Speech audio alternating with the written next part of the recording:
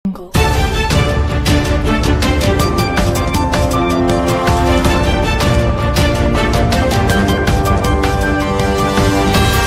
हिंद, जय महाराष्ट्र। मैं वसीम शेख, आप देख रहे हैं मलकापुर अब तक न्यूज़। आज राष्ट्रवादी कांग्रेस के राष्ट्रीय अध्यक्ष अजीत दादा पवार मुंबई से बारामती की ओर जा रहे थे, तभी उनका अचानक प्लेन क्रैश हो गया। इसी में उनकी दुखद मौत हो गई और ये महाराष्ट्र में ही नहीं पूरे हिंदुस्तान में आज एक दुख की लहर है। राष्ट्रवादी के पदाधिकारी और कार्यकर्ता और अन्य पार्टी के सभी लोगों ने दादा की दुखद निधन पे अपना व्यक्त जताया।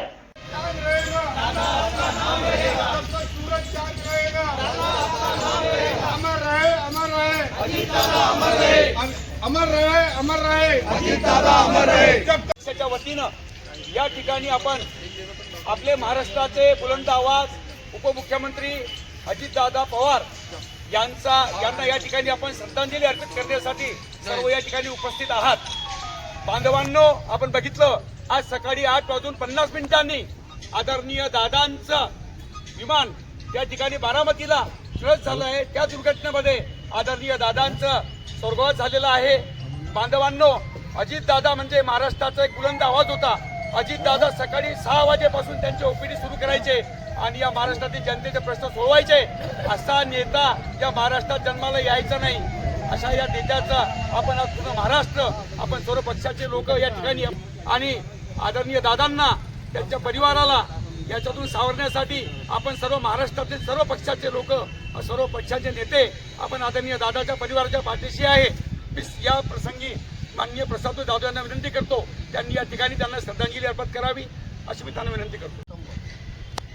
या महाराष्ट्राचे लाडके नेतृत्व माननीय अजितदादा पवार यांचं विमान दुर्घटनेत म्हणजे अनपेक्षितपणे आम्हाला असं काळजावर आम्हाला एक आघात झाला की हे असं झालं कसं।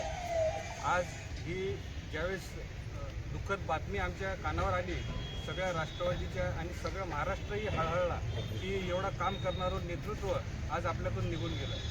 आज जनतेच्या प्रश्नासाठी दादा सकाळच्या 5 वाजल्यापासून ते संध्याकाळचे म्हणजे त्यांना एक 4-5 घंटेच झोपायचे आणि दिवस आणि रात्र अहोरात्र ते जनतेच्या सेवेसाठी ते त्यांनी अर्पण केलं होतं। अशा नेतृत्वाला, एक कणखर नेतृत्वाला, ज्यांची प्रशासनावर अत्यंत एक जबरदस्त छाप होती आणि ज्यांचा शब्द हा कुणी टाळत नव्हता, असा महान नेता आपण आज गमावलेला आहे। अशा नेत्या आपल्यापासून जो गेला आहे त्याचं ही उणीव कधी आपल्याकडनं भरून निघणार नाही, हे त्यांना श्रद्धांजली अर्पण करतो।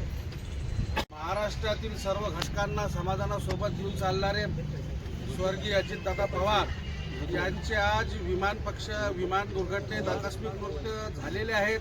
व्यापारी संघटना या घडीला मी व माझा पक्ष अल्लाहकडे दुआ करतो की त्यांना, त्यांच्या परिवाराला व त्यांच्या कार्यकर्त्यांना या दुःखाच्या घडीत सावरण्याची शक्ती मिळो। सर्व समाजपक्ष घटक घेऊन चालणारे आज असा एक नेता महाराष्ट्राने हरपलेला आहे, त्याची कधी पोकळी भरण्याची दुसरा व्यक्ती होऊ शकत नाहीत, असे एक व्यक्तिमत्व आपल्यातून निघून गेलेलं आहे।